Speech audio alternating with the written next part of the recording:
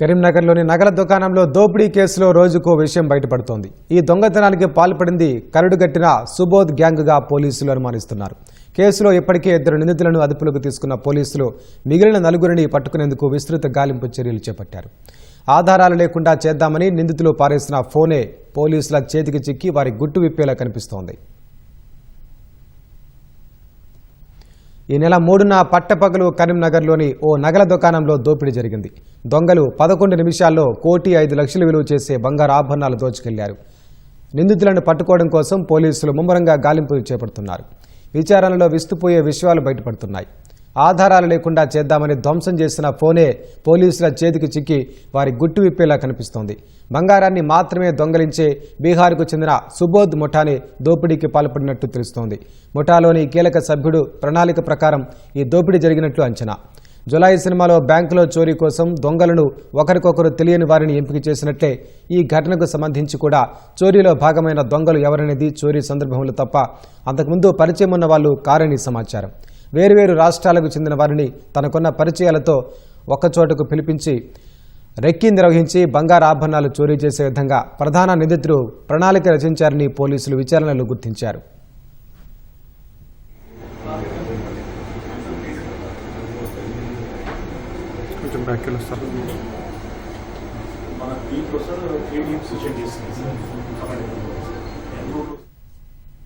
ప్రధాన నిందితుడు బీహార్కు చెందినవాడు కాగా పశ్చిమ బెంగాల్, మహారాష్ట్ర, జార్ఖండ్, బీహార్ రాష్ట్రాలకు చెందిన వారిని సభ్యులుగా ఎంచుకున్నట్లు సమాచారం. వీరంతా 1000 కోసం హత్యలు చేసేందుకు కూడా తెగించేవారని తెలుస్తోంది. రెక్కీ నిర్వహించే సమయంలోనే వీరంతా కలిసినట్లు గుర్తించారు. కొందరిని రైలు మార్గంలో, ఇంకొందరిని బస్సు మార్గంలో ఒకచోట కలుసుకునేలా ప్రధాన సూత్రధారి సూచనలు ఇచ్చినట్లు తెలిసింది. దొరికిన దొంగలు తమకు మిగతా సభ్యులెవరో తెలియదని, వారి ఫోన్ నెంబర్లు కూడా లేవని చెబుతున్నారని సమాచారం.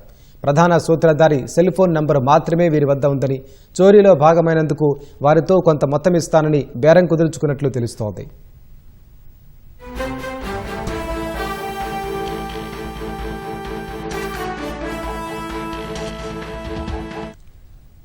నిందితులను పట్టుకోవడంలో వారు వాడి పారేసిన ఒక ఫోన్ కీలకంగా మారినట్లు తెలుస్తోంది. ఈ నెల 3న దొంగలు దోపిడీ చేసి ద్విచక్ర వాహనాలపై పారిపోయారు.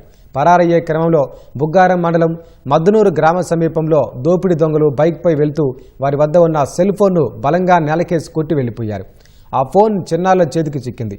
అది పెద్దలకు ఇవ్వగా అప్పటికే దోపిడీపై తీవ్ర చర్చ జరగడంతో దొరికిన ఫోన్ను వారు ఈ నెల 7న పోలీసులకు అప్పగించారని సమాచారం. చరవాణి ధ్వంసమైన అది పనిచేస్తుండటంతో అందులోని సమాచారం ఆధారంగా దుండగులను పట్టుకునేందుకు పోలీసులు ప్రయత్నిస్తున్నట్లు తెలుస్తోంది. ఏ ఫోన్ వారి చిట్టాను విప్పొద్దని నిందితులు భావించారో అదే ఫోన్ వారి గుట్టును బయటపెట్టేలా కనిపిస్తోంది.